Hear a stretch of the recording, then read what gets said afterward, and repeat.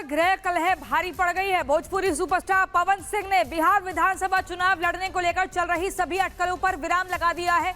पवन सिंह ने अपने भोजपुरी समाज को ये स्पष्ट किया है कि उन्होंने विधानसभा चुनाव लड़ने के लिए कोई पार्टी ज्वाइन नहीं की थी और ना ही उनका इरादा चुनाव लड़ने का है। उन्होंने खुद को पार्टी का सच्चा सिपाही बताया है। देखिए रिपोर्ट।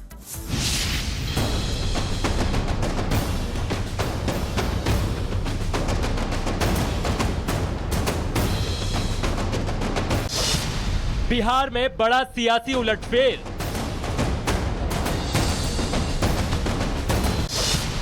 चुनाव नहीं लड़ेंगे पवन सिंह।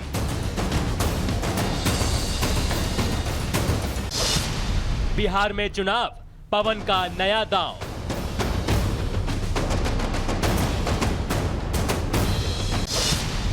पत्नी से तनाव, नहीं लड़ेंगे चुनाव। लोकसभा चुनाव में चर्चा में रहे भोजपुरी स्टार पवन सिंह ने अब बिहार विधानसभा चुनाव से खुद को अलग कर लिया है।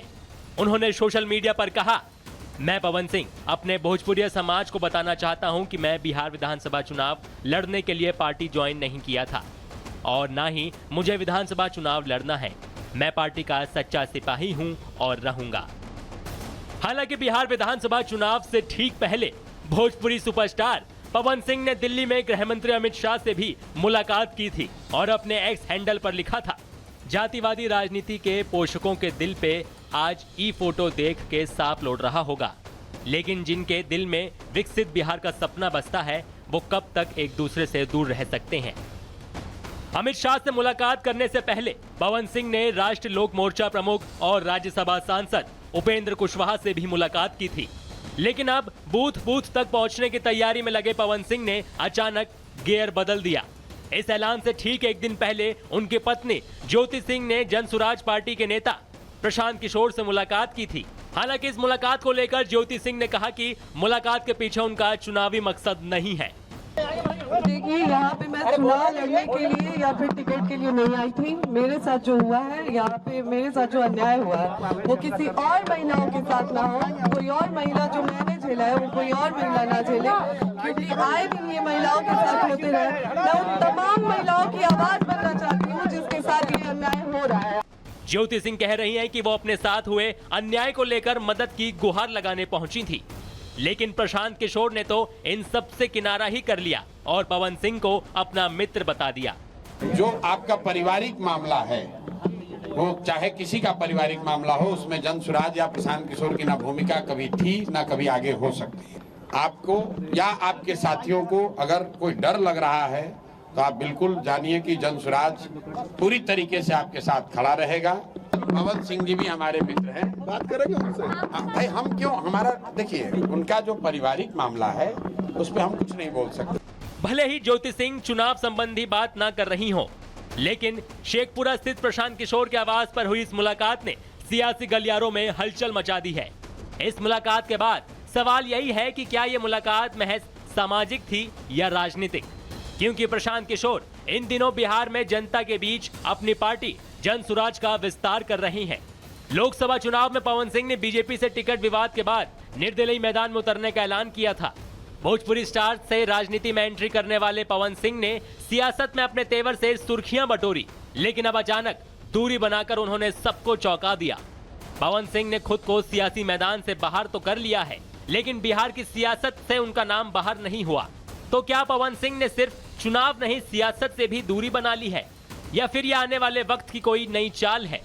फिलहाल इतना तय है, बिहार की राजनीति में भोजपुरी तड़का फिर सुर्खियों में है।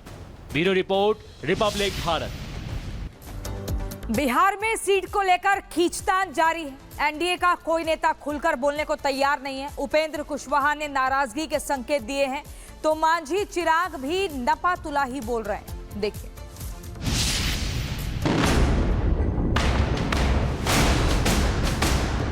चुनावी शोर, बैठकों का दौर, चुनावी बैलेंस, सीटों पर सस्पेंस, सीट पर सहमति, पिक्चर अभी बाकी। चुनावी बिगुल बज चुका है, तैयारियां शुरू हो चुकी हैं। प्रत्याशियों के नाम पर मंथन चल रहा है, लेकिन सीटों को लेकर खींचतान अब भी जारी है। एनडीए में प्रत्याशियों के नाम को लेकर मीटिंग पर मीटिंग हो रही है। उम्मीद है कि जल्द सीट शेयरिंग पर फैसला हो जाएगा। जेपी नड्डा के घर बीजेपी कोर कमेटी की बैठक चल रही है। इस बैठक में अमित शाह में तमाम बड़े नेता शामिल हैं। सभी पार्टियों से वार्ता लगभग समाप्ति की ओर है। सब लोगों से वार्ता चल रही है और पार्टी के अंदर मंथन चल रहा है। जल्दी सब चीज आपके सामने सर, उपेंद्र कुशवाहा नाराज बताए नहीं, कोई नाराजगी नहीं है। सबने अपनी अपनी बात रखी। चिराग पासवान खुश हो गए सर? सब खुश है। एनडीए में सीटों को लेकर लगभग सहमति बन चुकी है। सूत्रों के मुताबिक एनडीए का सीट शेयरिंग फॉर्मूला तय हो चुका है। जेडीयू 101 सीट पर चुनाव लड़ सकती है, वहीं बीजेपी 100 सीटों पर अपने उम्मीदवार उतार सकती है, जबकि चिराग पासवान की पार्टी 26 सीट पर चुनाव लड़ सकती है। वहीं एचएएम को 7 सीट और आरएलएम को 6 सीट मिल सकती है। केंद्रीय नेतृत्व साथ बैठ करके एक साथ सीट शेयरिंग की घोषणा करेगी। किसी भी दल के नेतृत्व एक साथ बैठ के घोषणा करेगी। सोशल मीडिया को तो ऐसा नहीं है कि वो घोषणा कर दे। कब करेंगे? आज हो जाएगी पूरी आज बैठक हमारी कितने बजे समाप्त होती है, उसके बाद हम लोग आज शाम नहीं तो कल 10 बजे 11 बजे तक इसकी घोषणा करेंगे। लेकिन सीट बंटवारे को लेकर उपेंद्र कुशवाहा ने नाराजगी जाहिर की। उन्होंने कहा, हमने आपके सवाल का जवाब दे दिया कि जो मीडिया में दिखाया जा रहा है बातचीत पर सहमति के बारे में, सहमति अभी नहीं बनी है, बातचीत अधूरी है, बातचीत का दौर जारी है, अब दिल्ली में बातचीत होगी। उपेंद्र कुशवाहा ने सीट बंटवारे को लेकर भले ही नाराजगी के संकेत दिए हो, लेकिन एनडीए के 2 और घटक दलों को बीजेपी पर पूरा भरोसा है।